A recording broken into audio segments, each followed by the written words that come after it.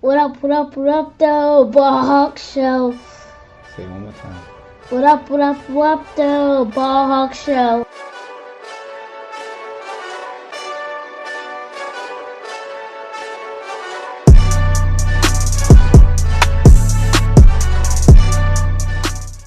What up, though? Welcome to the BallHawk Show, man. I'm your host, Amon Hawkins. Appreciate you rocking with me on this Thursday. So, look, man, got a lot of emails and messages wanting me to talk about this Kyler Murray situation and the negative comments made by former NFL general manager and NFL Network analyst Charlie Casserly. If you haven't been paying attention, Charlie Casserly reported or shared some, as he said, some very bad reports from scouts and NFL people alike from the draft, the NFL Combine, in which Kyler Murray demonstrated a lack of leadership. He did very bad at the big board, as far as dissecting plays, and his communication skills were bad. Basically, Casserly said that the information that was relayed to him by teams were the worst comments I've ever got on a high-rated quarterback. So, it's very interesting. He also went on the Michael Kay show and said one thing that struck out to me: this guy was never trained for the interviews. Whoever trained him did a poor job. Guys do get trained for interviews now. And, I started to kind of sit back and just kind of listen to the Will Cains and Nick Wrights and Max Kellermans, and the list goes on and on, of various folks who talked about this subject the past 2 days. And as I kept getting the communications, and I was just thinking about, what can I say that was different? I don't want to regurgitate the same information. I'm just like, what's the motive for Casserly? Because I feel like he's doing this young man a disservice. I think it's very unprofessional, because it's one thing to get information, secondhand information, but to be a former NFL analyst, being a former NFL general manager, and having all the experience that he has. And also, let me throw this out there. Casserly works for Exos, EXOS, training players for for interviews. So he works for a company that trains draft prospects on how to better communicate during interviews, enunciation, and your body language and things of that nature. That's just going to help with the interview process. So I wonder if it's sour grapes, because maybe Kyler Murray and his team turned down the offer that I'm pretty sure X's reached out to a guy that's been looked at as being a high draft pick. The thing that jumped out to me the most was the questioning of leadership. Seems like it's a common theme for African American quarterbacks. I'm just going to jump right to it.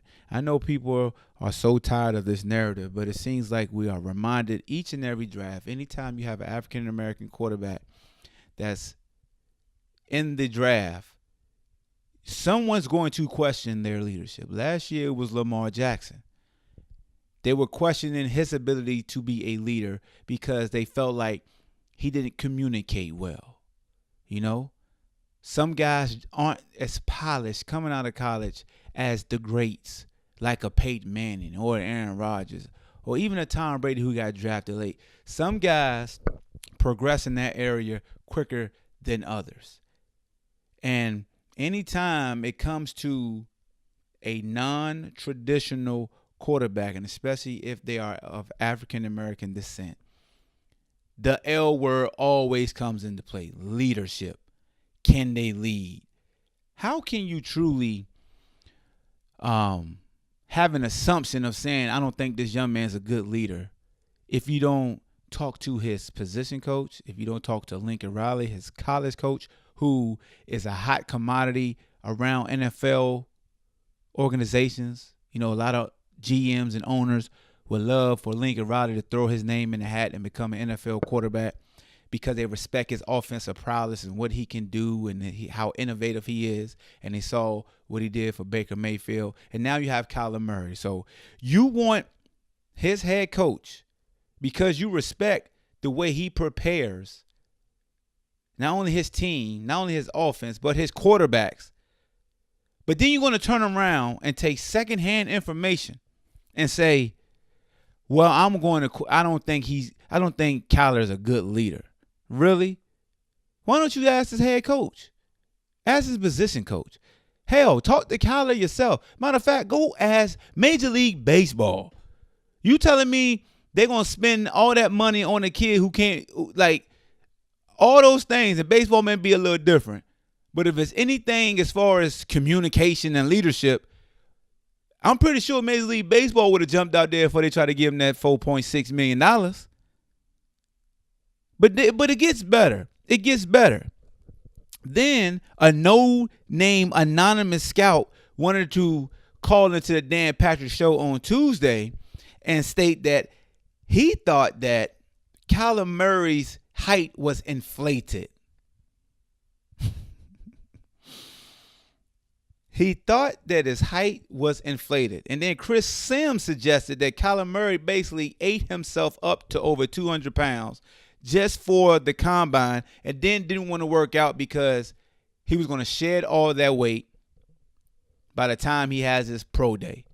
Because you can stand on what you did in the combine as far as height, weight, your agility, whatever you did. So whatever you did combine, when they come to your pro day, you can say, I stand on blase, blase, blah. So whatever your measurables is, you can say, I don't want to weigh in. I don't want to do the height. I'm going to stand on that. So even if Kyler did that, everything's a hustle anyway, because they hustling the hell out of him right now by trying to discredit him for his lack of leadership and communication skills. Oh, and his inability to read coverages and be efficient at the dry erase board. So you telling me this dude can run the same offense as Baker Mayfield and he don't know his X's and O's? Think about that. Think about that. When Baker Mayfield his last year, 404 attempts, 285 completions, 70% completion rate, 4,600 yards, 43 touchdowns, 6 interceptions, 198.9 rating. Then you got Kyler Murray in the same offense.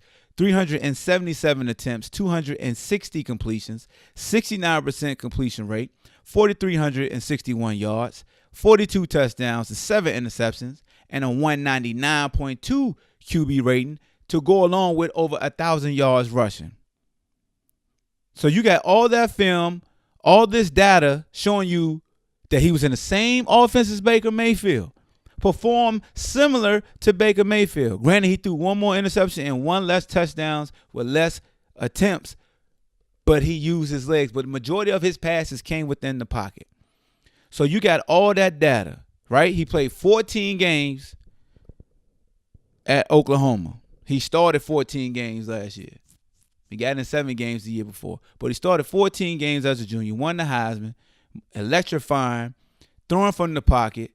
But now it's reports that he relied on his instincts and used a lot of improv. But you want his head coach because of what his head coach did for Baker Mayfield. So you mean to tell me that this young quarterback who's going against all odds, we're going to poke and prod to try to cost him as much money as we can just so we could get him cheaper? But it's business. It's cool for that. But Chris Sims worried about him weighing over 200 pounds and not doing anything at the combine because he manipulating the system. So we'll allow the machine to manipulate the system, but we'd be damned if a player manipulates the system. But let's go back to the former NFL analyst and GM. This is where what he did was so Bush League. So you take this offhand information from unnamed scouts, because that's the thing about the media today. People report things and never want to attach their names to anything. They just report it. They never, like, everybody seems like they so cowardly when it comes to the scouting department and such and such and such. You giving out inside information, but it's off the record, but they're going to use it on the record, but don't use my damn name, right? Basically, that's what it's saying. Why? Why? Especially when you are been attached to teams and you drafted quarterbacks on your own and you won a Super Bowl being a part of the organization. What's the purpose of it? Like, what do you get out of this? You couldn't call Lincoln. Matter of fact, you couldn't go up the Calumet. Like, you got clout, you got CashApp. You couldn't go up to Murray yourself and be like, hey, man, can I get about 5 or 10 minutes of your time? And you start asking similar questions to see if your antennas go off, because none of Cassidy's information was firsthand. It was all second and third hand information. It was gossip. It was gossip, and you were so quick to use the gossip as if it was gospel. And I need to interview. I wish the interviewer would have pushed back and be like, well, did you talk to Lincoln Riley? Well, he probably did. Well, if you ain't talked to Lincoln Riley, what we doing? Lincoln Riley finally spoke up and was like, look, man, he's a leader here. He may not be out there rah-rah, but see, this is what people kill me about the communication skills, right? Can you talk football? Meaning, I may not can talk behind a mic in front of all these people taking pictures, and I may need a touch up on how to enunciate and express myself in an appropriate manner, because we see various athletes struggle. The Marshawn Lynch's don't care for the media with hey, it's warranted, right? Because look at this mess. But there's the difference talking to your homeboys in the huddle and calling out plays and calling out the mic and making adjustments. But then people saying, well, BallHawk, he got up on the board. Look, man, you don't throw for all them damn yards and not know how to read a defense. Ask him to draw up his playbook. That's what you need to do. Ask him, why don't they send them a playbook 3 or 4 days, and they might do this, 3 or 4 days before the combine, be like, try to remember many plays as you can. And then I want you to draw up the plays that you remember and the name of it. And then versus a certain coverage, who will be your first read, your second read, if it's this and this and this.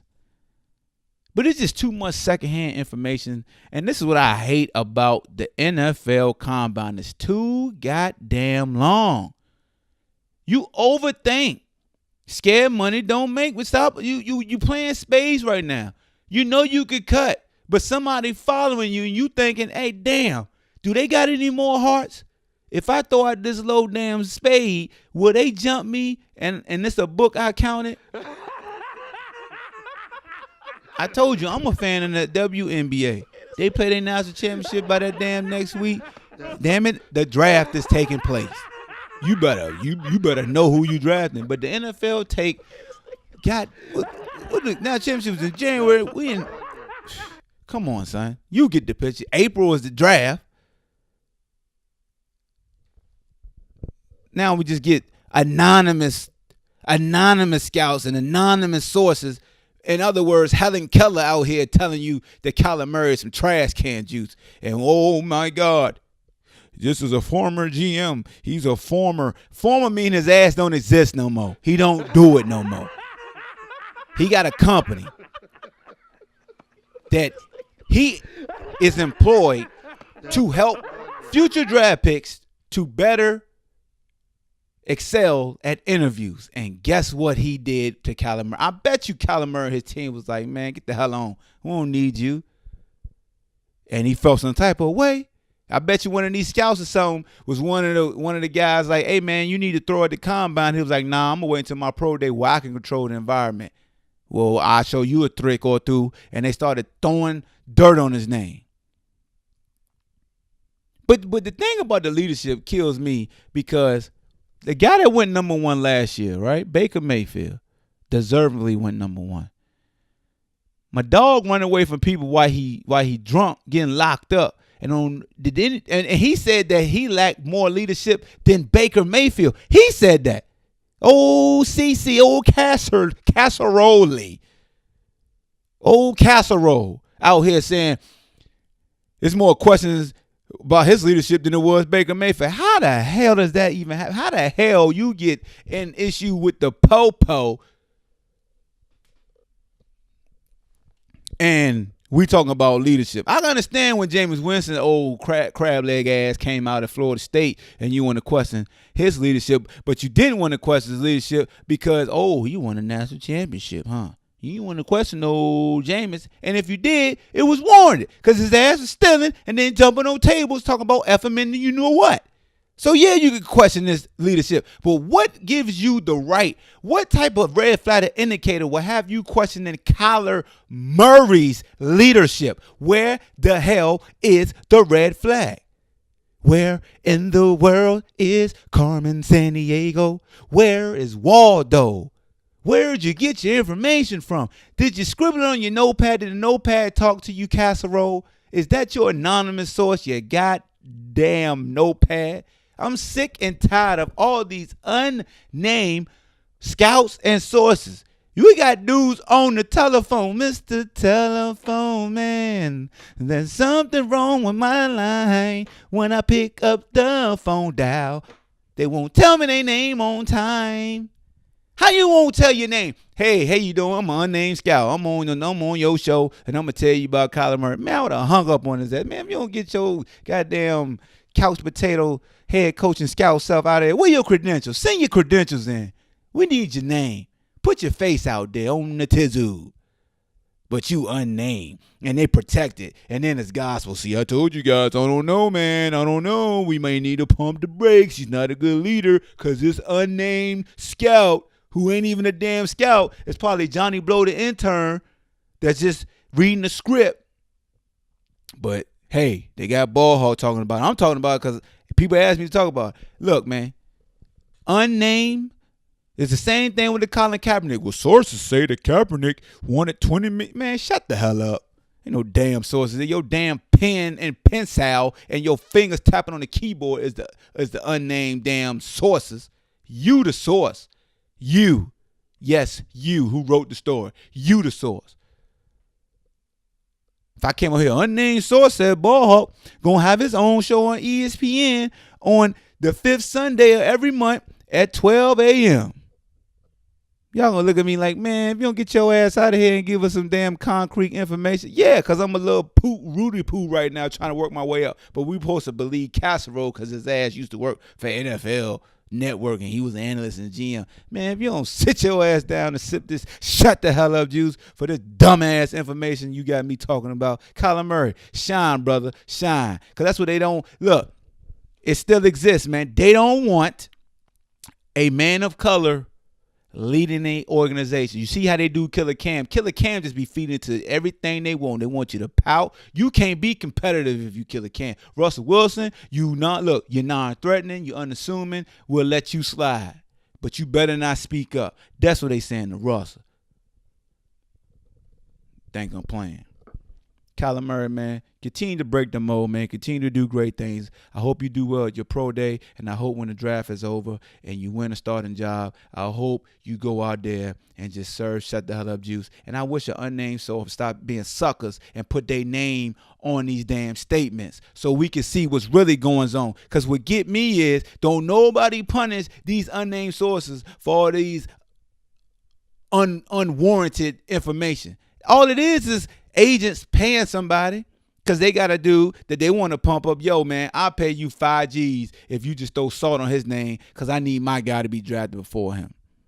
Straight like that. It's BallHawk, man. I'm out of here. Appreciate y'all rocking with your boy. Make sure you subscribe to the channel and serve anybody shut the hell up juice when there's an unnamed source because we don't play that here on the BallHawk Show. I'm out.